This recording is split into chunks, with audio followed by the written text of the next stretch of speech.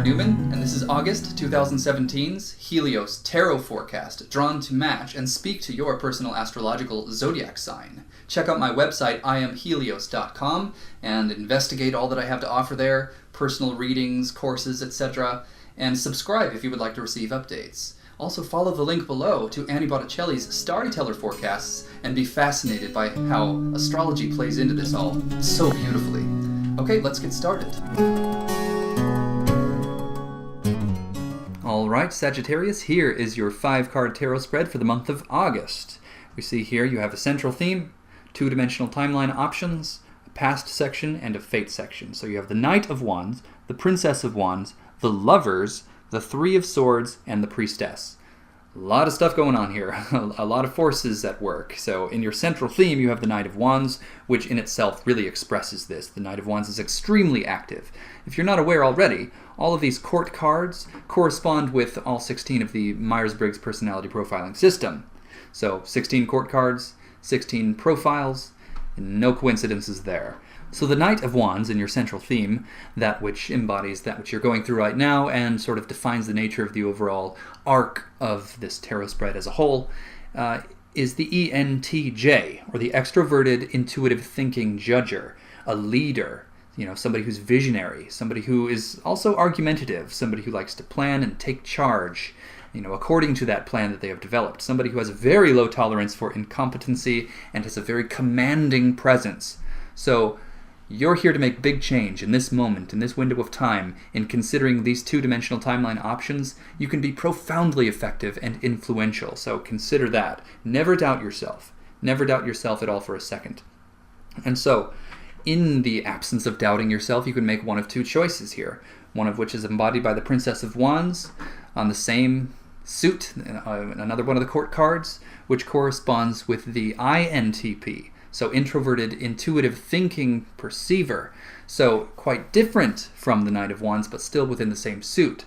So this personality type has a love of problem solving and somebody who challenges others to think, but also somebody who is socially cautious and conceptual and not necessarily a master of, actualization. Somebody who can be likened to the absent-minded professor, somebody who's very theoretical, but when it comes to the application, maybe there are some sticky spots or character perks, we'll call them that. But this is a very reasonable position for the Princess of Wands to be, directly following the Knight of Wands. The Knight of Wands carries with it the authority to actualize, and the Princess of Wands is where you fall back in love with the game, where you really start to enjoy that which the Knight of Wands is capable of. The Princess of Wands contains the seed of that which allows the Knight of Wands to be such a commanding and productive force and influential force in the world. The INTP, the Princess of Wands, really thoroughly indulges the excitement of the experience, and actually loves the experience of being motivated to challenge other people and also to challenge themselves. They love problem solving.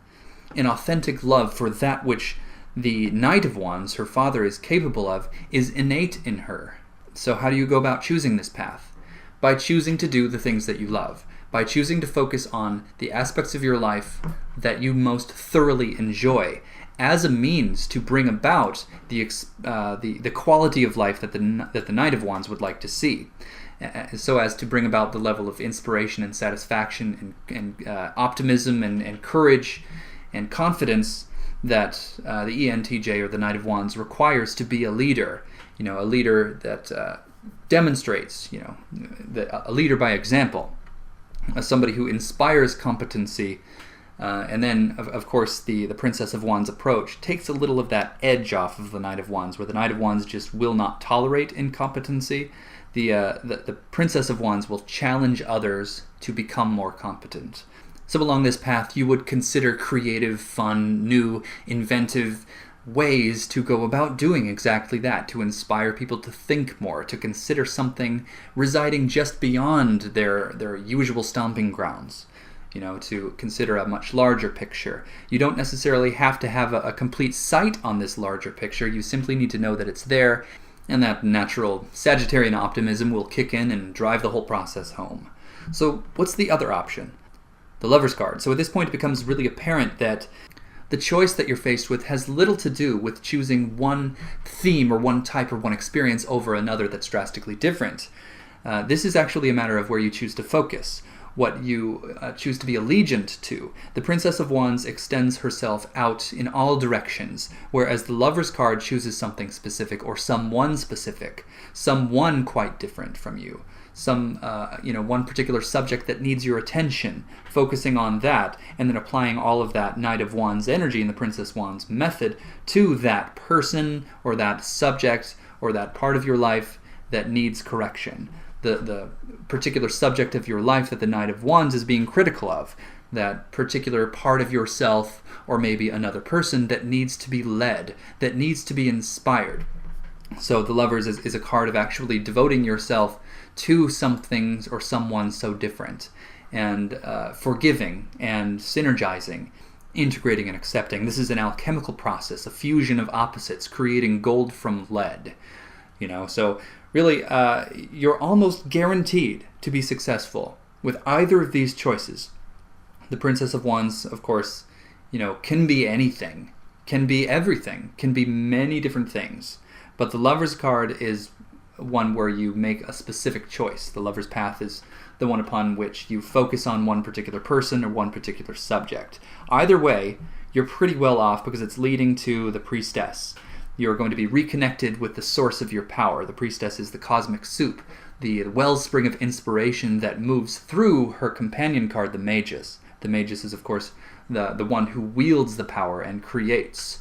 But the Priestess is creativity itself and inspiration itself, and is the source of the Magus's power. So you, in reconnecting with that, gain all of the power and the inspiration and the confidence that the Knight of Wands or the Princess of Wands requires, or that the Lover's card needs, that alchemical magic, the force, to see it through, to see your contemplation of potentiality result in the experience of the actuality, by your own hands.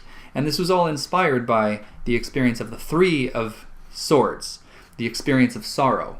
The threes in the tarot deck all correspond to Binah, the sphere 3 on the Tree of Life, which has to do with understanding, which has to do with the left brain, things that are not always fun, the tedious contemplations. But it's actually processed wisdom. It's, we're dealing with the whole process of actualization. Again, the theme comes up again. The sphere 2 is, of course, the right hemisphere, and sphere 3 is the left hemisphere. But this is the natural course of actualization. You have to consider options and, the creative imaginings of the right hemisphere, and then move over into the left to put everything in its right place to essentially ensure adequate manifestation mechanics. And making sure that all of the gears are in their right places.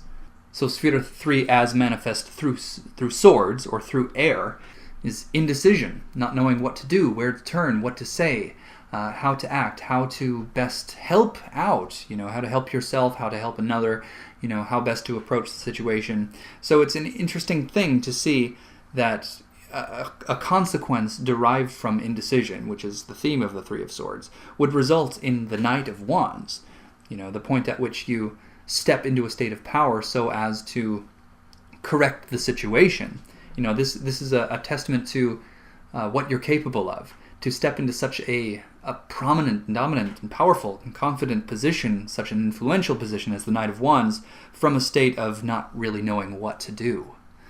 That's a testament to your ability, and simply through the power of optimism, simply through the power of trusting in yourself. And that's going to take you all the way to the Priestess, the reconnection with the source of your power. And this is just one small step among many. So keep up the good work. If you would like to get a better sight on precisely the aspects of your life that this tarot spread is speaking to, think about the areas of your life that have caused you grief and sorrow, and the areas of life in which you have experienced indecision, the parts of you that have been longing for some mysterious remedy. Well, now, through the Knight of the Wands, if it hasn't fully emerged yet, if it hasn't fully been activated, it will. You are going to come into contact with those remedies, so long as you stay the course and keep up the good work, because you always have the choice of resisting this and pushing it back and down and letting the opportunities pass you by. However, I don't think you're going to do that. The Knight of Wands wouldn't do that, and that being your central theme, you have a powerful force driving you. Your engine is going very strong. So, yes, again, keep up the good work. And that about wraps all of this up. And thank you so much for listening to this and for watching this. Don't forget to check out my website, IamHelios.com, and consider taking one of my courses or signing up for a personal reading with me to take this much, much further and go so much deeper than we have here. Thank you.